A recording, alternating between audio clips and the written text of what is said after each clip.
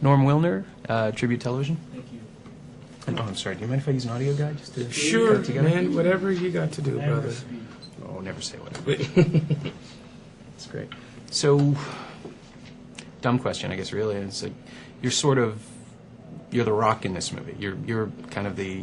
Dwayne The Rock from WWF, or what do you mean? You could have been. Oh, okay. It's not impossible. Okay. But no, seriously, you're the anchor for pretty much all the other characters. And in a film that's kind of all about texture and atmosphere, you're really the only one who moves between both worlds. Right. Like this suburban kind of quiet world, and then the more atmospheric Memphis stuff that I don't know how authentic it is in terms of like dramatic reality, but it felt great. It was totally believable and compelling. So, I mean, you're basically being asked to dial yourself way, way down. And I'm doing this for a Canadian audience that hasn't seen The Shield yet. So, how do you do it? I mean, how do you just kind of turn it all off and become a suburban regular person? Well, that's my job. One, to hit on the point you say, you don't know how real it is. That was real. Yeah. This is a film that's showing a cross-section of Memphis that hasn't been seen before or experienced or felt cinematically.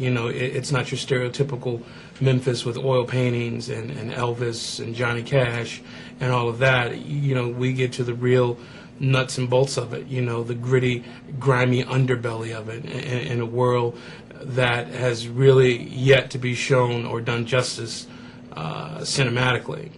So I just want to touch upon that it is real.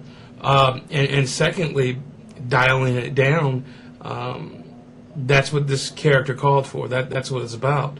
I'm mostly known for my comedic roles, but I've trained at this since I was 9 years old. This is what I do.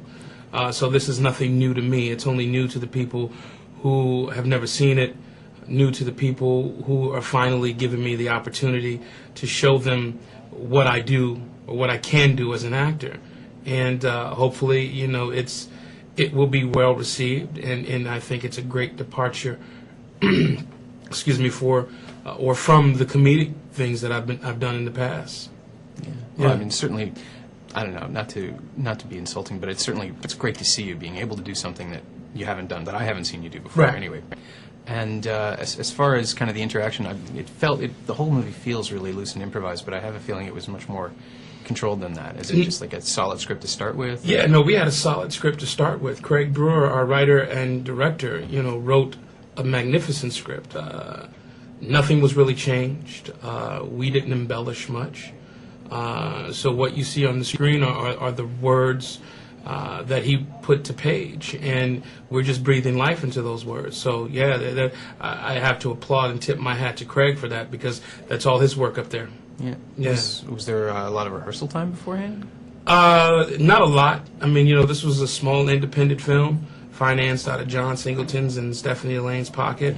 So, we weren't afforded that luxury. We shot this film in 27 days in Memphis, Tennessee, working 6-day weeks.